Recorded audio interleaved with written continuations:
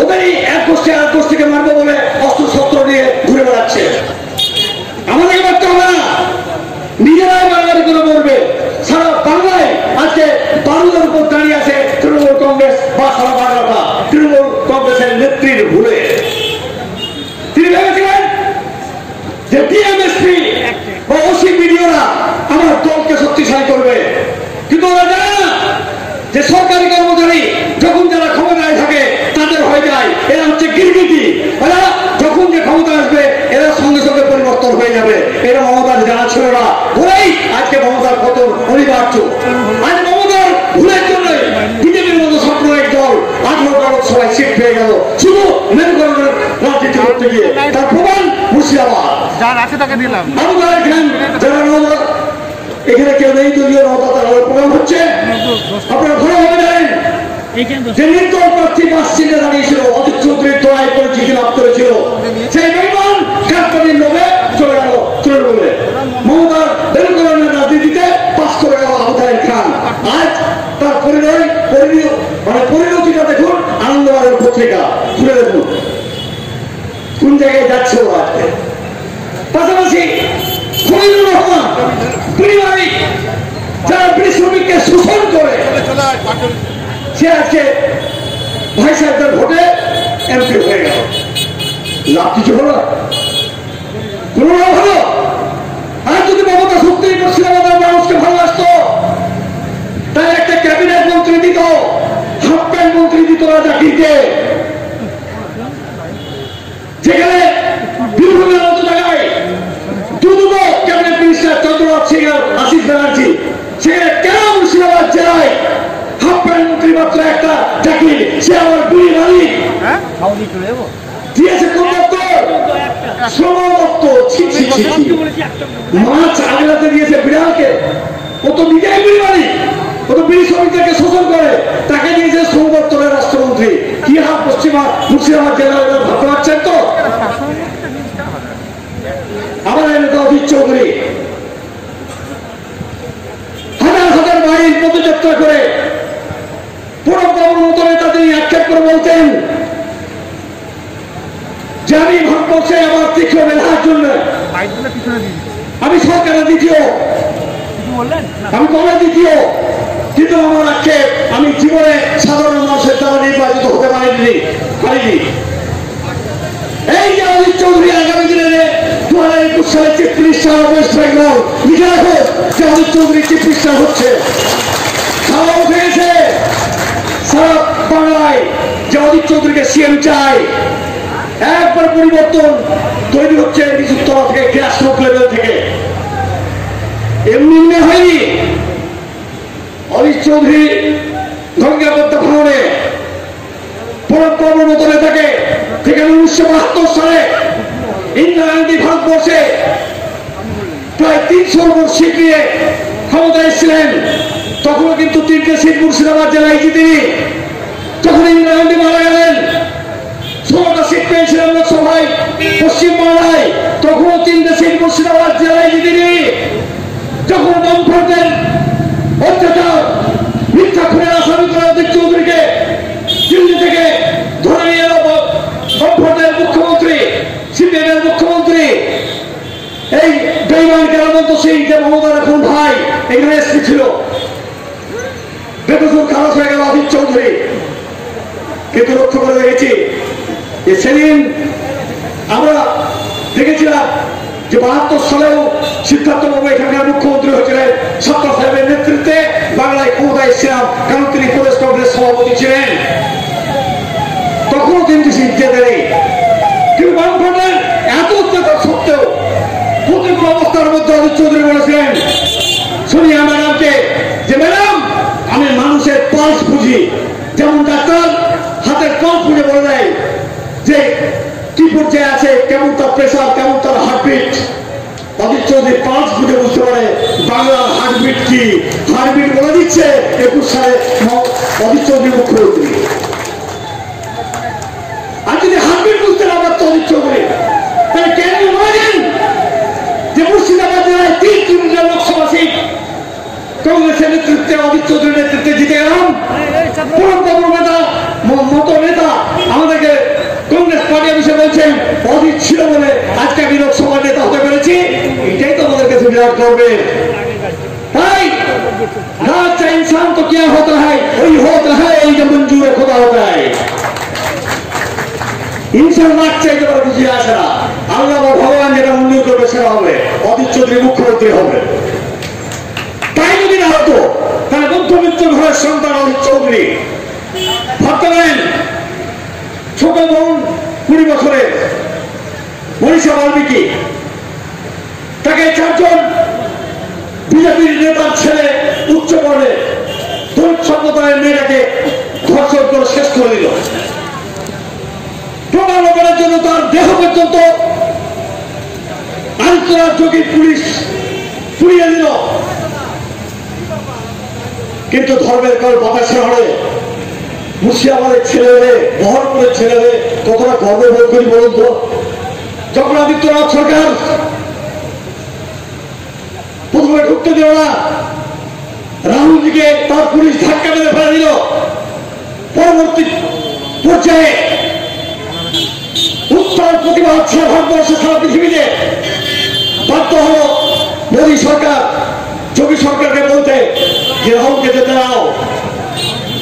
35 জন এমপিকে নিয়ে আর কয়েকশো গাড়ির কনভয় দিয়ে দিল্লি থেকে নয়ডা যাচ্ছে।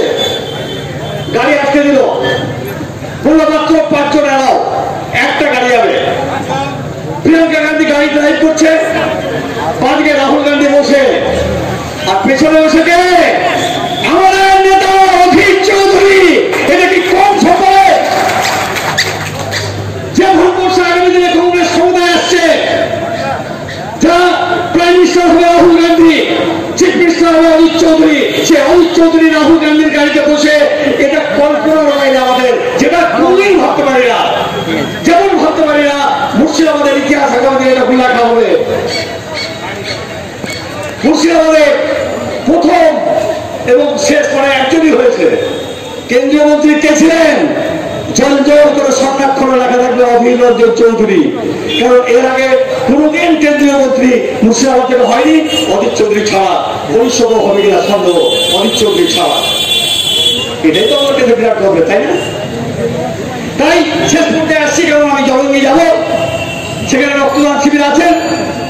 আমাদের প্রিয় নেতা, লোকসভা পরিষদের দল নেতা, পাবলিক অ্যাকাউন্ট কমিটির চেয়ারম্যান, প্রদেশ কংগ্রেস সভাপতি অজিত চৌধুরীর অনুমতি ক্রমে এখনই চলে যাবো জলঙ্গির। সকাল 10টা থেকে শুরু হতে রক্তদান শিবির বিকেল 5টা পর্যন্ত চলবে।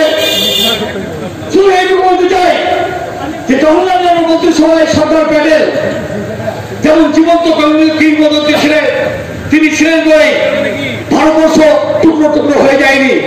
তার অবদান আমরা কোনোদিন হতে পারবো না। তার জন্য তাকে লৌহ মানব বলা হয়, ভারতরত্ন সরকার প্যানেল। তার আজকে জন্মদিন। তেমনি ইন্দিরা গান্ধী, আমরা তো অনেক সুখে বাস করছি। ইন্দিরা গান্ধী কথা একবার ভাবুন তো। মতিলাল নেহরু স্বরাজ্য দলের সাধারণ সম্পাদক, চিত্তরঞ্জন দাস সভাপতি। পরবর্তীকালে মহাত্মা গান্ধীরা নেতৃত্বে কোন সময় 1919-এ 1920-তে অসহযোগ আন্দোলন, 1930 আইন অমান্য আন্দোলন, 1942-এ ভারত ছাড় আন্দোলন, দুর্বার আন্দোলন তৈরি হচ্ছে। একদিকে আমাদের ভারতবর্ষের গর্ব, ভারতবর্ষের রত্ন নেতাজি সুভাষচন্দ্র বোস জার্মানি থেকে ডুবোজাহাজে গিয়ে, জাপানে গিয়ে আজাদির খোঁজ গঠন করে রাজবিহারী বসু মুখ্যমন্ত্রীর হাত থেকে বেতন দিয়ে দিল্লি চলবা, 2 দিক থেকে চাপ সৃষ্টি। পরবর্তীকালে স্বাধীনতা পেলাম, চারদিকে শুধু হাহাকার। জওহরলাল নেহরুর নেতৃত্বে 5 দফা কর্মসূচি, যে ভাগনগর ব্যাংক, ফরাক্কা বন্ধ, এইভাবে সব বন্ধ দাও, যাতে জল ধরে রেখে খরা মৌসুমে ক্যানেলের মাধ্যমে সেই জলটাকে সাপ্লাই দিয়ে একটা ফসলের জায়গায় 3টে ফসল প্রোডাকশন করতে হবে। কারণ কৃষি নির্ভর এই পশ্চিম বাংলা, কৃষি নির্ভর এই ভারতবর্ষ। 70 থেকে 80% লোক প্রত্যক্ষের পরোক্ষভাবে নির্ভরশীল কৃষির উপরে। বাঁচতে গেলে কৃষির উন্নতি দরকার। 64-তে তিনি বলেন লাল বাহাদুর শাস্ত্রী প্রধানমন্ত্রী হলেন জয় জওয়ান জয় কিষাণ। কারণ আপনারা জানেন 1962-তে চীন ভারতবর্ষকে আক্রমণ করেছিল, 1965-তে চীনের সাপোর্ট দিয়ে পাকিস্তান ভারতবর্ষকে আক্রমণ করেছিল। তার জন্য লাল বাহাদুর শাস্ত্রী ডাক দিয়েছিলেন জয় জওয়ান জয় কিষাণ। তিনিও এখনো রহস্য, তিনিও 1966-তে তার সঙ্গে মিটিং করতে গিয়ে মারা যান। তখন তার তথ্য নেতার মন্ত্রী ছিলেন ইন্দিরা গান্ধী। ইন্দিরা গান্ধী 1917 সালে 19 নভেম্বর জন্মগ্রহণ করেন এলাহাবাদে। তার বাবা জওহরলাল নেহরু, মা কমলা নেহরু। ছোটবেলায় দেখছে বাবা জেলে, মা অসুস্থ। এই পরিস্থিতিতে মাত্র 12 বছর বয়সে এই ইন্দিরা গান্ধী চরকা সংগ্রাম গঠন করে ব্রিটিশ সাম্রাজ্যবাদের বিরুদ্ধে। পরবর্তীকালে 6,000 ছেলে মেয়েকে নিয়ে কিশোর বাহিনী 12 সেরা তৈরি করে। প্রথমে তিনি 1930 সালে সাধারণ সদস্য হন জাতীয় কংগ্রেস। 1959 তিনি সর্বভারতীয় কংগ্রেসের সভাপতি হলেন। 1964-তে তিনি রাজ্যসভার সদস্য হলেন। কিন্তু পরবর্তী পর্যায়ে 1969 হঠাৎ দেখা গেল যে তৎকালীন সময়ের যারা সর্বভারতীয় নেতা মোরারজি দেশাই, দিল্লি গাপ্পা, কামরাজ, তারা বলল নীরব সত্যিকারের দিকে রাষ্ট্রপতি হিসেবে সাপোর্ট করতে হবে সরকারি প্রার্থী। ইন্দিরা গান্ধী দেখলেন যে নীরব সত্যিকারের যদি হয় তাহলে কিন্তু আগামী দিনে সে আমার কথা নাও শুনতে পারে। তাই তিনি বিবেক ভোট দেওয়ার জন্য বললেন এবং প্রার্থী দিলেন ভিবি গিরিকে, আইন কৃষি নেতা। ইন্দিরা গান্ধীর জনসমর্থন এতই বেশি ছিল যে ভিবি গিরি রাষ্ট্রপতি হয়ে গেলেন। কংগ্রেস ভালো হয়ে গেল। কংগ্রেসের চিহ্ন ছিল জোড়া বালক, ওরা হয়ে গেল সংগঠন কংগ্রেস বা আদি কংগ্রেস। আর ইন্দিরা গান্ধীর নেতৃত্ব হয়ে গেল নব কংগ্রেস। প্রতিক্রম কি গায়ে বাছু আন্দোলন সারা বাংলায় মানুষকে খুন করছে, লুট হচ্ছে। ছাত্র সমাজের নেতৃত্বে আস্তে আস্তে কংগ্রেস শক্তিশালী হচ্ছে। 1972 সাল 27 প্রদেশ কংগ্রেস সভাপতি সিদ্ধার্থ চন্দ্র রায় কেন্দ্রীয় শিক্ষামন্ত্রী, চিত্তরঞ্জন দাসের নাতি। ইন্দিরা গান্ধীর নির্দেশে সিদ্ধার্থ শঙ্কর রায়কে চিফ মিনিস্টার এবং সন্তোষ রায়কে কৃষি আইন ও সমস্ত উন্নয়ন মন্ত্রী করা হলো, আর সাব কমিটির চেয়ারম্যান করা হলো। ধনীকান্ত চৌধুরী শক্তিমন্ত্রী, সমবায় মন্ত্রী হচ্ছে জয়রাম আমিনী, স্বাস্থ্যমন্ত্রী অজিত পাজা, ভূমি সংস্কার মন্ত্রী গুরুপদ খা। সেই গুরুপদ খার ছেলে বেঈমান সৌমিত্র খা আজকে বিজেপির যুব দলের সভাপতি। বেঈমান খা, সৌমিত্র খা। আর শিক্ষামন্ত্রী হচ্ছে ডক্টর মৃত্যুঞ্জয় বন্দ্যোপাধ্যায়, যার ভাইপো রাজীব বন্দ্যোপাধ্যায় আজকে তৃণমূলের মন্ত্রী।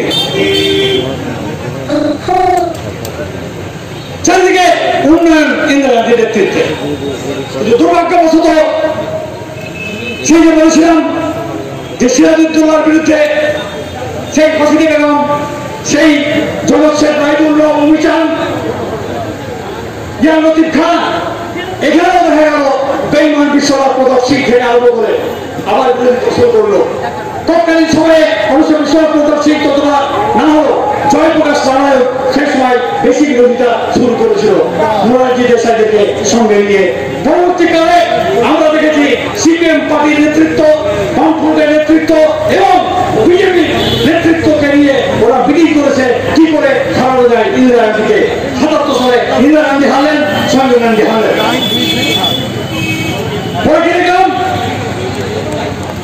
ইন্দিরা গান্ধী কিন্তু পিছিয়ে যান না। পরবর্তীকালে ইন্দিরা গান্ধীকে ছেড়ে চলে গেল দেবরাজ প্রকারান্ত রেড্ডি, আজ কংগ্রেস বা রেড্ডি কংগ্রেস হয়ে গেল। ইন্দিরা গান্ধীর পাশে সিনিয়র নেতা কেউ নাই কমলাপতি ত্রিপাঠী ছাড়া। ইন্দিরা গান্ধী তখন প্রণববাবুকে বলেছিলেন যে পড়ে মানুষ আছে আমার সঙ্গে, তুমি দেখে নিও। 2.5 বছর গেল না,